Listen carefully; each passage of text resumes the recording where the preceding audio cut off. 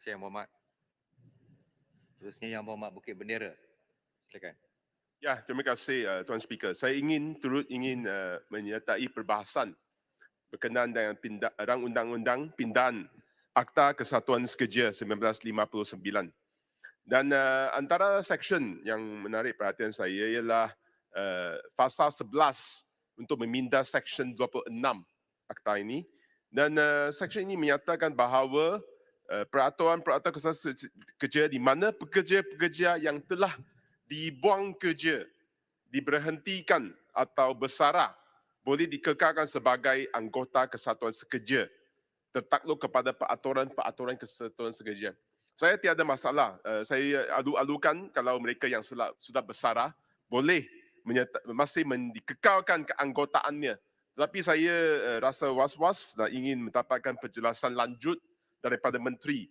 Mereka yang telah dibuang kerja dan diberhentikan, apakah ia akan affecting the keharmonian industri kalau mereka masih dikekalkan sebagai anggota kesatuan sekerja tersebut, dan apakah peraturan-peraturan kesatuan sekerja perlu dipindah sejajar dengan seksyen ini,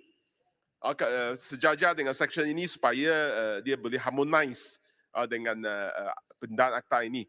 Peringan 11E untuk memasukkan seksyen yang baru bahawa keanggotaan kesatuan sekerja berdaftar tidak boleh terhad kepada sesuatu ras, agama atau kerakyatan. Ini ialah saya rasa sikap keterbukaan. Kalau kesatuan sekerja tidak boleh terhad kepada kerakyatan, maksudnya kesatuan sekerja boleh menerima semua kerakyatan. Maksud dia sama ada warga negara Malaysia, sama ada pemastauin tetap ataupun pekerja asing. Dan itu satu clause yang enabling, dan saya ingin mendapatkan penjelasan menteri tentang pekerja asing ini. Bagaimana sama ada keanggotaan, bagaimana keanggotaan pekerja asing dalam trade union ini. Berapakah angka statistik yang sedia ada dalam di kementerian penyertaan pekerja asing, kerana ini boleh seperti Ipoh Barat menyatakan bahawa ada isu-isu forced labor yang berlaku di negara ini, dan bagaimana seksyen-seksyen ini boleh memperbaiki keadaan supaya tidak berlaku keseriusan terhadap forced labor, supaya boleh juga pekerja asing dimasukkan kepada trade union, supaya hak-hak mereka boleh juga dilindungi, untuk supaya perkara seperti forced labor ini dapat dikurangkan.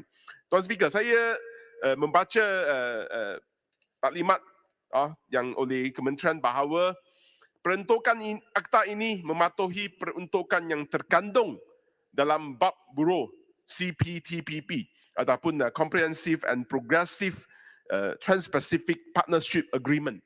Dan sebelum ini telah diubah, dipindah banyak legislation sejak 2018.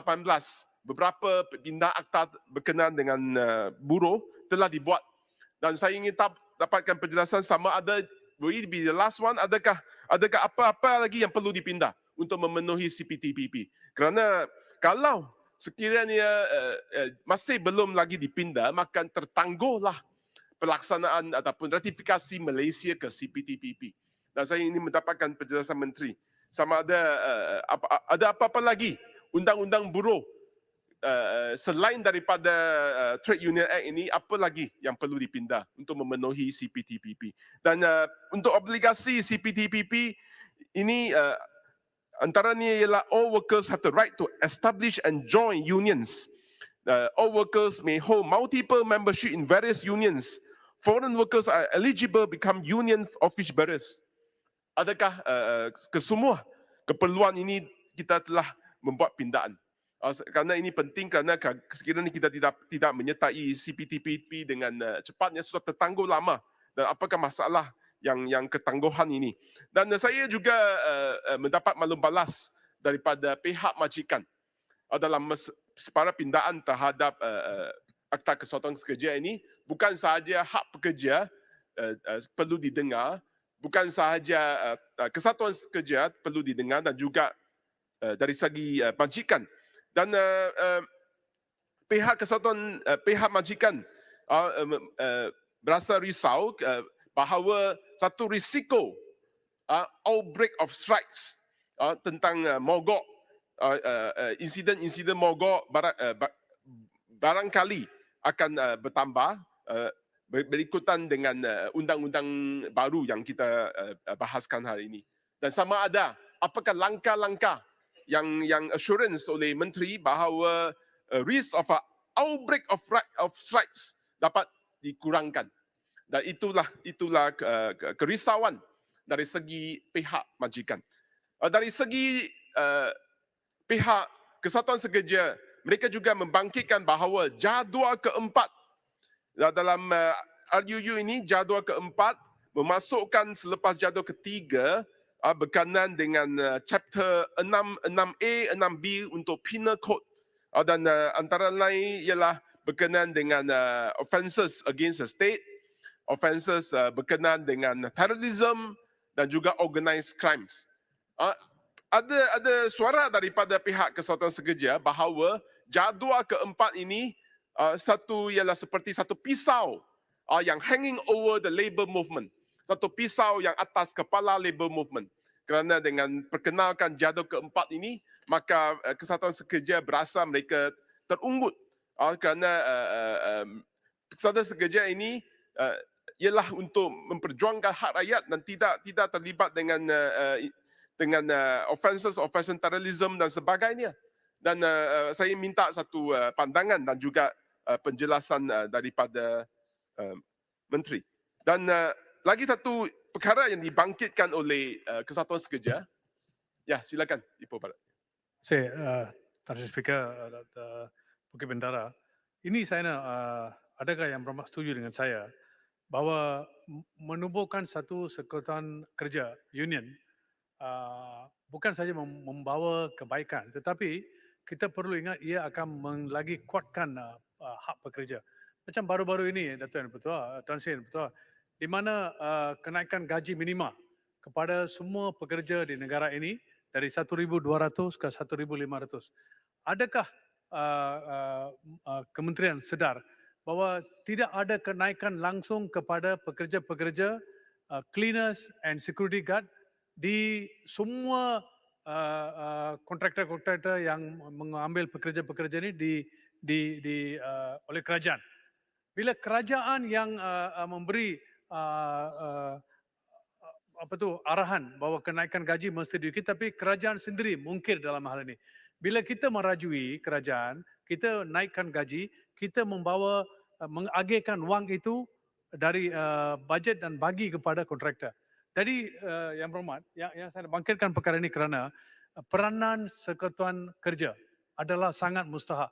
Adakah yang berhormat setuju bahawa patut kerajaan terlibat dalam hal ini untuk menyelesaikan perkara kerana menubuhkan satu kesatuan kerja di antara cleaners dan security guard sangat-sangat susah. Saya setuju dengan pandangan Ipoh Barat supaya cleaners atau security guard juga dimasukkan untuk sebagai dibolehkan untuk ditubuhkan Kesatuan Sekerja supaya hak mereka boleh dibela. Begitu juga dengan domestic helpers, dengan gig worker. Sekarang e-hailing dan p-hailing mereka tidak dapat menubuhkan Kesatuan Sekerja. Mereka hanya boleh berpersatuan dengan ROS sahaja, mendaftarkan diri sebagai society, persatuan sahaja, dan tidak ada hak dilindungi di bawah Trade Union Act untuk collective bargaining, untuk collective agreement dan hak-hak yang dibawa Akta Kesatuan Sekerja. Dan itu kerana antara lain kelemahan undang-undang perburuhan kita, gig worker yang begitu ramai, saya menjangkakan ratusan ribu dari segi Foodpanda, gig worker dan e-hailing dan p-hailing dan sebagainya. Dan semua ini masih belum dapat mendapat hak untuk sebagai menubuhkan kesatuan kesegera, begitu juga pembantu rumah, begitu juga dengan security guard, contractor, dengan cleaner dan sebagainya. Dan ini mereka telah dinafikan dan tidak di bawah, dilindungi di bawah Trade Union Act ini. Dan juga satu kerisauan, ada beberapa persatuan sekerja yang telah menimbulkan kerisauan, dan saya ini mendapatkan penjelasan menteri tentang kepelbagaian kesatuan, multiplicity of unions. Kita tahu bahawa kita ingin menggalakkan penubuhan trade unions, tetapi sekiranya ada kerisauan setengah pihak bahawa kalau suatu organisasi terlalu banyak kesatuan akan melemahkan perwakilan pekerja. Suara ahli kesatuan sekerja akan menjadi lemah, solidariti pekerja akan hadapi masalah, dan itulah saya ingin mendapatkan penjelasan menteri bagaimana untuk supaya membuat penerangan kepada kesatuan sekerja ini bahawa kepelbagaian kesatuan yang dicadangkan di bawah pindaan ini akan membawa kebaikan kepada mereka. Kerana saya tahu bahawa di bawah International Labour Organization ILO Declaration on the Fundamental Principle and Rights of Work and its follow-up 1998 protocol, bahawa prinsipal sebagai freedom of association, effective recognition of the rights, the elimination of all forms of forced or compulsory labor, effective abolition of child labor, the elimination and discrimination in respect of employment and occupation. Keempat prinsip ini perlu diketengahkan. Dan saya minta penjelasan menteri terhadap beberapa isu supaya supaya hak-hak pekerja, bukan sahaja gig worker, bukan sahaja kontrak dan sebagainya boleh diketengahkan. Dan sementara kita memenuhi obligasi antarabangsa, sama ada ILO, sama ada CPTPP, sama ada RCEP, dan juga hak-hak pekerja kita dapat dibela pada masa yang sama. Itu saja saya minta penjelasan menteri. Terima kasih Tuan Speaker. Terima kasih.